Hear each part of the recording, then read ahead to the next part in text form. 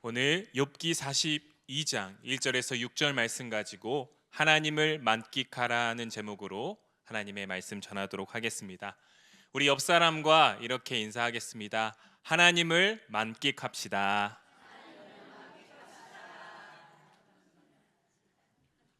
여러분, 만끽이라는 단어 잘 아시죠? 이 만끽하다라는 이 단어의 한자는 가득 찰 만, 먹고 마실 끽, 끽이라는 단어가 우리에게 생소하지만 먹고 마실 끽이라고 해서 한자 그대로 직역한다면 가득 차게 먹고 마심이라는 뜻이 돼요.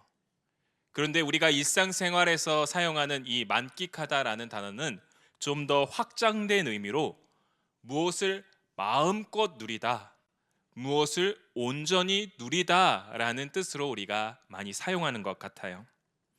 예를 들어 우리가 요즘 많이 만끽할 수 있는 것이 있죠. 자연, 맞습니다. 봄의 기운을 우리가 충분히 만끽하고 있습니다. 이제 여름으로 넘어가고 있긴 한데요. 5월 가정의 달을 맞아 여러분들 아주 자연이 이쁜 곳 잘 다녀오셨나요? 모두 잘 다녀오셨으리라고 생각이 듭니다. 멀리 있는 곳이 아니더라도 우리 연희동 주변만 보아도, 교회 전경만 봐더라도 우리는 봄의 기운을 느낄 수 있어요. 이제 점점 초록색이 진해지는 그 나뭇잎을 보면서, 울창한 나무들을 보면서 봄의 기운을 느낄 수 있습니다. 또 교회 올라오면서 화단에 꽃을 보면서 우리는 봄의 기운을 느낄 수 있고, 따뜻한 햇살과 또 살랑살랑 불어오는 봄바람으로 우리는 봄의 기운을 만끽할 수 있습니다. 그런데 우리로 하여금 이 봄의 기운을 만끽하지 못하게 만드는 것들이 있어요. 중국으로부터 날아오는 미세먼지, 또 황사, 하늘을 더럽힙니다. 또 어떤 분들은 이 꽃가루 알레르기 때문에 밖에 못 나가시는 분들도 있다고 해요. 또한 열심히 공부, 입시 준비하고 취업 준비하는 사람들에겐, 젊은이들에게는 이제 하늘을 쳐다볼 여유가 없고 자연을 쳐다볼 여유가 없죠. 경제적인 문제와 건강의 문제로 힘들어하고 고난을 당하고 있는 성도들에게 이 봄의 기운을 느끼는 것은 사치처럼 느껴질 수도 있고, 이 삶의 즐거움도 만끽할 수 없는 분들이 우리 주변에는 많이 있습니다. 우리의 신앙도 마찬가지인 것 같아요. 우리는 삶의 여러 가지 고난과 문제와 답답함이 다가올 때 하나님을 온전히 만끽할 수 없는 순간들이 많이 있는 것 같습니다. 고난의 문제, 근심과 걱정 때문에 하나님을 만끽할 수 없게 된다는 것이에요. 오늘 우리가 읽은 욥기서 말씀에는요, 하나님을 만끽하지 못했던 사람들이 나오고 있습니다. 그들은 바로 욥과 그의 세 친구였죠. 욥은 왜 하나님을 만끽하지 못했습니까? 왜냐하면 그의 삶에 너무나도 큰 고난이 찾아왔기 때문이죠. 욥은 하나님께서 인정한 동방의 의인이었습니다. 의롭고 정직하며 하나님을 경외하는 아주 의인이었죠. 수많은 재물과 종, 그리고 자녀의 축복까지 하나님의 물질적인 축복을 넘치도록 받은 인물이었습니다. 그러나 하루아침에 그의 모든 재물과 재산, 종들과 심지어 사랑하는 자녀까지 하루아침에 잃게 됩니다. 끔찍한 고통을 겪었죠. 뿐만 아니라 온몸에 악성 종기가 나서 도자기로, 벽돌 조각으로 벅벅 긁는 그러한 심각한 질병까지 걸리게 되죠. 욥은 입으로 하나님을 욕하는 죄, 하나님을 원망하는 죄를 범하진 않았습니다. 그러나 이 욥은 그의 마음 깊은 곳에 하나님이 도대체 왜, 하나님께서 도대체 왜 이러한 고난을 나에게 허락하시는가, 깊은 고민과 질문과 낙심이 찾아왔다는 것이죠. 우리의 삶도 그런 것 같아요. 이유 없는 고난이 찾아왔을 때 우리는 도대체 하나님께서 왜? 라는 질문을 갖게 됩니다. 하나님을 온전히 바라보지 못하게 되는 것 같아요. 하나님께서 왜 나에게 이런 고난을 주셨는가? 뭔가 잘못한 것이 확실히 있으면 그러면 속이 시원할 텐데 뭔가 그러한 이유를 찾을 수 없는 이유 없는 고난을 하나님께서 우리에게 주실 때가 있다는 것이죠. 그럴 때마다 우리는 하나님을 온전히 바라보지 못하고 하나님을 온전히 만끽하지 못하는 순간들이 온다고 하는 것입니다. 또한 욥기에는 하나님을 지식적으로만 알고 하나님에 대한 지식만 알고 하나님을 온전히 만끽하지 못했던 인물들이 나와요. 욥의 세 친구들이었죠. 처음에는 고난당한 욥을 함께 울어주고 위로하러 왔습니다. 그런데 시간이 지나자 점차 그들은 욥을 비난하고 정죄하기 시작하죠. 그들의 공통된 주장은 이렇습니다. 의인이 복을 받고 악인은 벌을 받는다. 하나님은 까닭없이 재앙을 주시지 않는다. 분명히 너 혹은 너의 자녀들이 죄를 저질렀기 때문에 이 고난을 받는 것이다.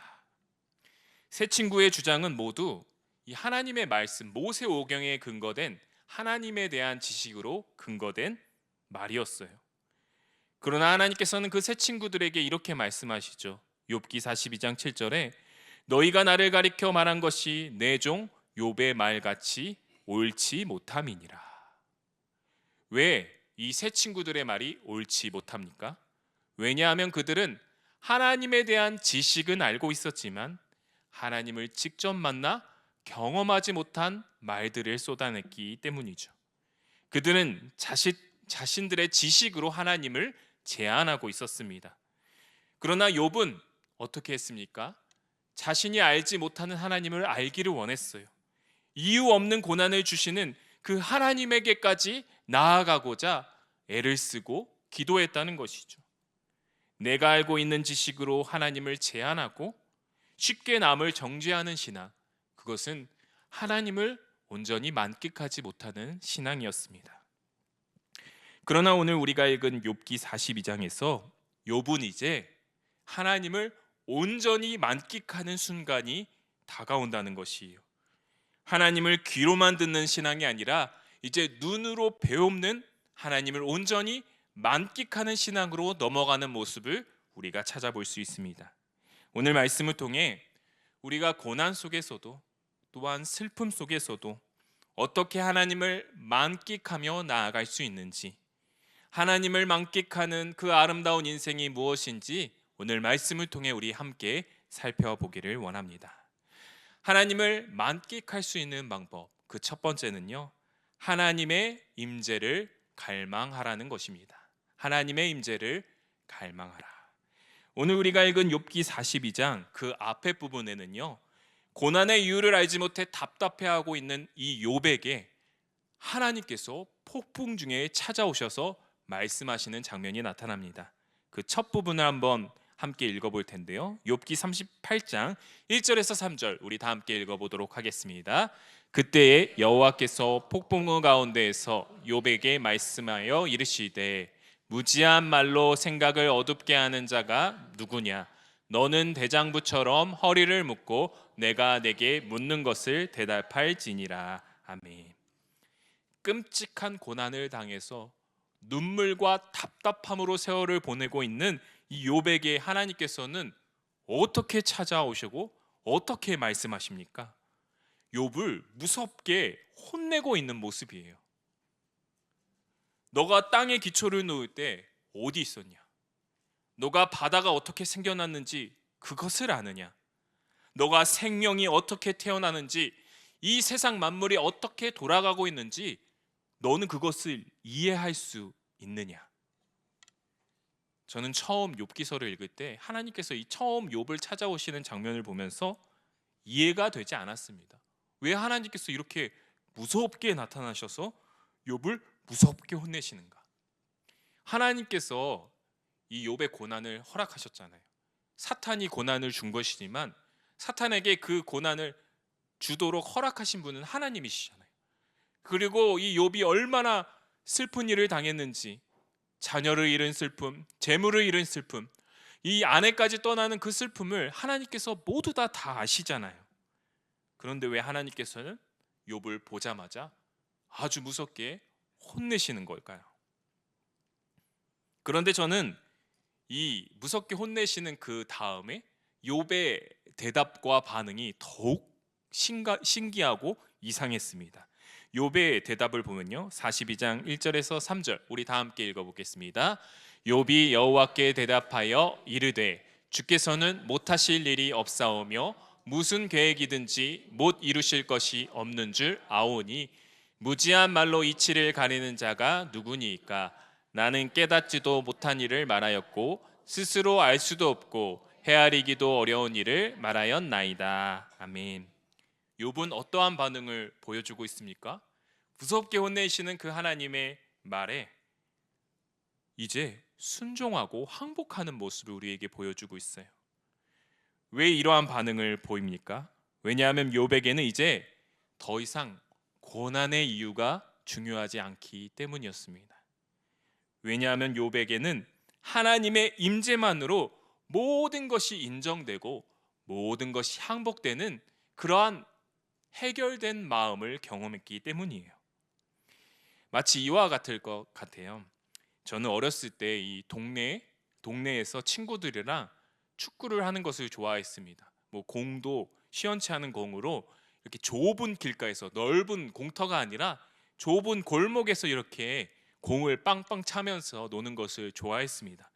그런데 어느 날 제가 공을 아주 힘차게 빵 찼는데 저기 어떤 집에 유리에 창문에 딱 맞아서 유리창이 펑 깨진 거예요. 근데 그 집은 그 동네에서 아주 유명한 호랑이 아저씨가 살고 있던 곳이었습니다. 누구야? 이러면서, 너야? 이러면서 저를 이제 데리고 혼을 내시는 거예요.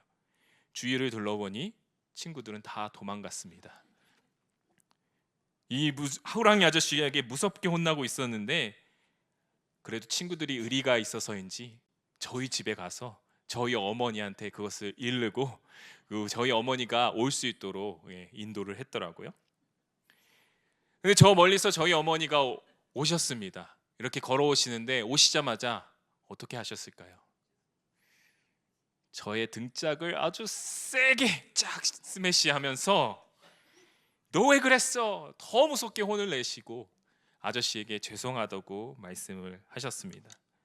아저씨는 똑바로 하세요 이러면서 이렇게 조용히 들어가시고 이제 그 다음부터 한 30분 이상 우리 어머니에게 아주 크게 혼나게 되었습니다. 그런데요, 그래도 저는 마음이 편했어요. 왜요?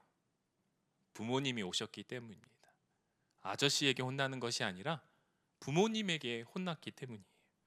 부모님께서 이 상황을 모두 다 책임져 주시고 부모님께서 나를 보호하고 계심을 알고 있었기 때문이죠. 욥의 상황도 그랬습니다. 여전히 욥은 자신이 당한 고난의 이유를 알지 못했습니다. 그 고난이 해결된 것도 아니었어요. 친구들에게 받은 비난과 정체, 그 상처가 아물지 않은 상태였습니다. 그럼에도 불구하고 나의 하나님께서 내 눈앞에 나타나심으로 말미암아 욥의 답답하고 슬픈 마음은 해결되었다는 것이죠. 이제는 욥이 하나님을 귀로 듣는 것이 아니라 하나님을 눈으로 배웠기 때문에 그의 마음은 눈 녹듯이 답답한 마음이 사라졌다는 것입니다. 사랑하는 성도 여러분, 우리는 이유를 알 수 없는 고난 앞에서, 해결되지 않은 문제 앞에서 우리의 마음이 답답하고 낙심될 때가 있습니다. 하나님께서 고난의 이유를 알려달라고, 하나님께 고난의 이유를 알려달라고 간절히 기도할 때가 있습니다. 그리고 하나님께서 제발 이 문제를 해결해 달라고 눈물로 기도할 때가 우리가 있습니다. 그러나 우리는 먼저 욥과 같이 하나님의 임재를 갈망하는 기도를 올릴 필요가 있다는 것이에요. 하나님, 저를 만나 주십시오. 하나님, 이 고난 속에서, 이 슬픔 속에서 제가 주님을 귀로만 듣는 것이 아니라 눈으로 배웁기를 원합니다. 우리가 하나님의 임재를 온전히 경험할 때 우리의 고난이 더 이상 고난이 아니게 되고, 우리의 문제가 더 이상 문제가 아니게 되고, 그 고난 속에서도 하나님을 만끽하며 더 거룩한 아름다운 신앙으로 나아가게 된다는 것입니다. 두 번째, 우리가 고난 중에서도 하나님을 만끽할 수 있는 방법은 하나님을 끝까지 신뢰하라는 것입니다. 하나님을 끝까지 신뢰하라. 욥기에서 욥은 고난의 이유를 알지 못해 답답해하고 낙심에 빠지고 자신의 생일까지, 내가 태어남을 저주하는 모습까지 우리에게 보이고 있습니다. 그러나 그는 결코 하나님을 포기하진 않았어요. 나 하나님 안 믿겠습니다. 나 하나님 이제 멀리하겠습니다. 이러진 않았다는 것이에요. 그가 수많은 재물과 종들과 사랑하는 자녀까지 잃었을 때 어떠한 고백을 하죠? 욥기 1장 21절 유명한 말씀, 우리 다 함께 읽어보도록 하겠습니다. 이르되 내가 모태에서 알몸으로 낳았사온즉 또한 알몸이 그리로 돌아가올지라 주시니도 여호와시오 거두니 여호와시오니 여호와의 이름이 찬송을 받을지니이다 하고. 아멘. 욥은 모든 것을 잃은 후에도 모든 것을 주시고 모든 것을 취하시는 그 하나님의 주권을 인정했습니다. 욥은 아내마저 욕하고 떠나는 그 슬픔과 고난 중에서도 그는 하나님을 찬양하고 영광 돌리기로 선택했습니다. 또한 더 이상 자기를 위로하지 않고 정죄하는 그 세 친구들의 비난 속에서 욥은 그 중간에 또한 어떤 고백을 올리죠? 욥기 23편 10절 말씀, 우리 이것도 유명한 말씀이죠. 다 함께 읽어보도록 하겠습니다. 그러나 내가 가는 길을 그가 아시나니 그가 나를 단련하신 후에는 내가 순금같이 되어 나오리라. 아멘. 욥은 친구들의 정죄가 최고조로 이르렀을 때 그 욥기서의 중간에서 더 이상 친구들을 반박하지 않고 하나님을 바라보게 되는 모습을 우리가 성경을 통해 살펴볼 수 있습니다. 욥은 고백합니다. 내가 가는 길을 그가 아시나니. 여기서 알다라는 단어는 히브리어로 야다, 깊은 관계 속에서 알게 되는 지식을 말하죠. 그 관계적인 지식.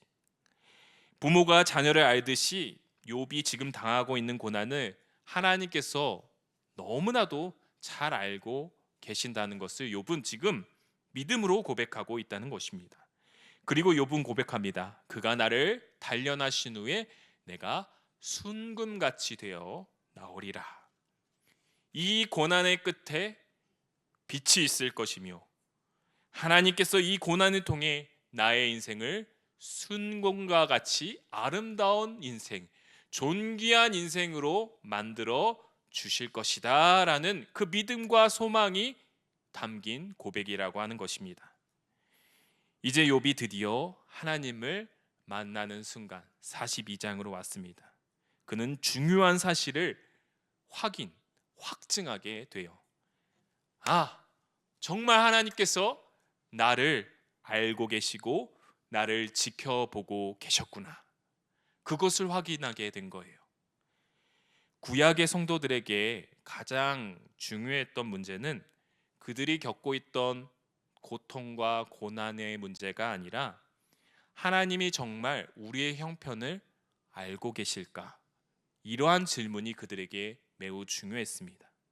하나님은 이 세상의 모든 것을 알고 계시는 분이심을 내가 믿고 있지만, 지식적으로 알고 있지만 정작 하나님께서 나의 고통스러운 마음을 알고 계실까?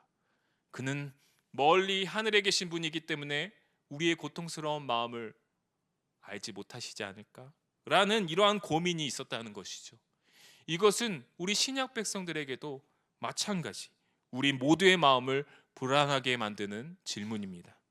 그러나 어떠한 고난과 역경 속에서 하나님께서 나의 모든 것을 아시고 내 모든 슬픔과 고통을 아시고 나를 하나님께서 선한 길로 인도하실 것이다, 이 믿음과 신뢰를 끝까지 붙들고 우리가 살아간다면 하나님께서 그것을 우리 눈에 확인시켜 주시는 날이 올 것이라고 하는 것입니다.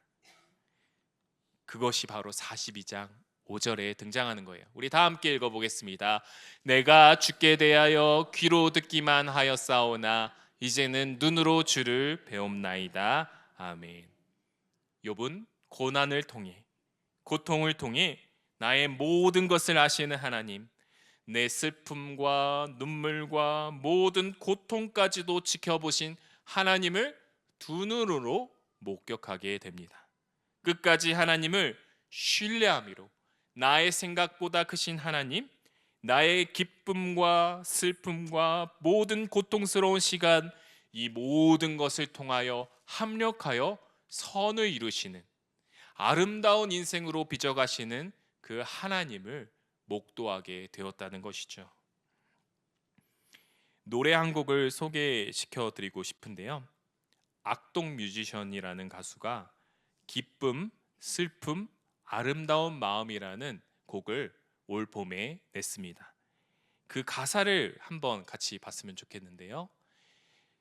같이 한번 읽어볼까요? 기쁨 뒤에 슬픔이 오는 건 아름다운 마음이야. 쫓아내지 말고 품어주어라. 아주 예쁜 돌이 된단다. 다음, 햇빛 뒤에 그늘이 있는 건 사랑스러운 모습이야. 밝은 미소를 짓지 않아도 사랑할 이유가 많단다. 너의 웃음과 조화로운 너의 눈물, 이보다 더 좋은 것은 없어.